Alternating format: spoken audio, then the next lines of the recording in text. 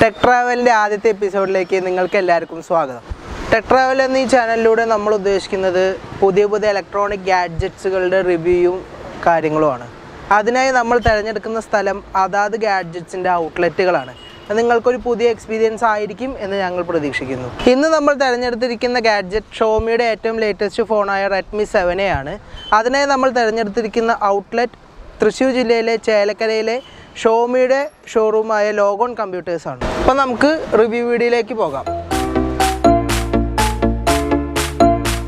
നമുക്ക് ഈ ഔട്ട്ലെറ്റിലെ സെയിൽസ് സ്പെഷ്യലിസ്റ്റിനെ പരിചയപ്പെടാം. വിനീത്. ഇത് വിനീത് നമ്മുടെ ചേലക്കര ലോഗോൺ കമ്പ്യൂട്ടേഴ്സിൻ്റെ ഷവോമി ഔട്ട്ലെറ്റിലെ സെയിൽസ് സ്പെഷ്യലിസ്റ്റാണ്. അപ്പോൾ ആ 7A ഒന്ന് എടുക്കും.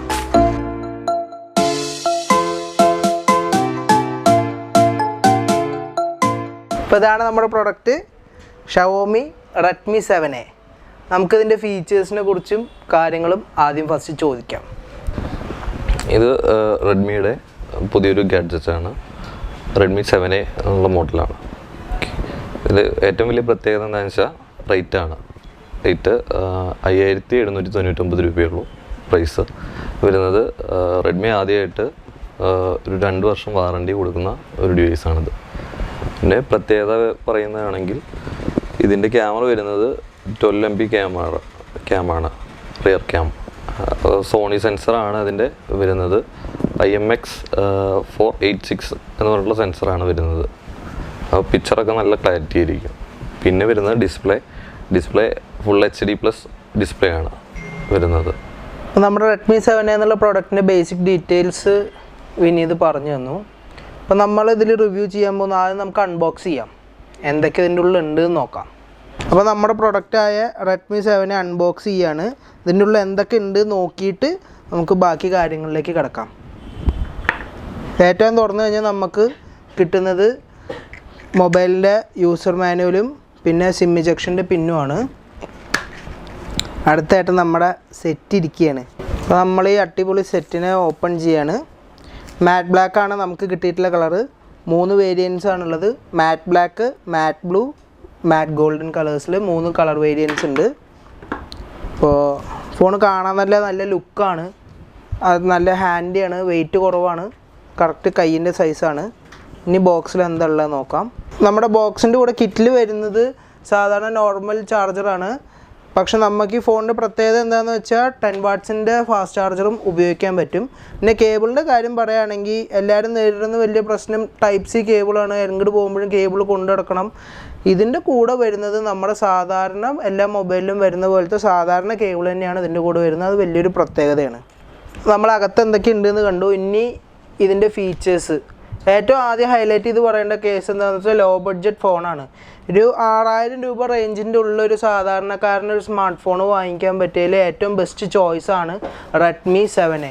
ഷോമിയുടെ റെഡ്മി 7A അത്ര ലോ ബഡ്ജറ്റ് ഫോണാണ്.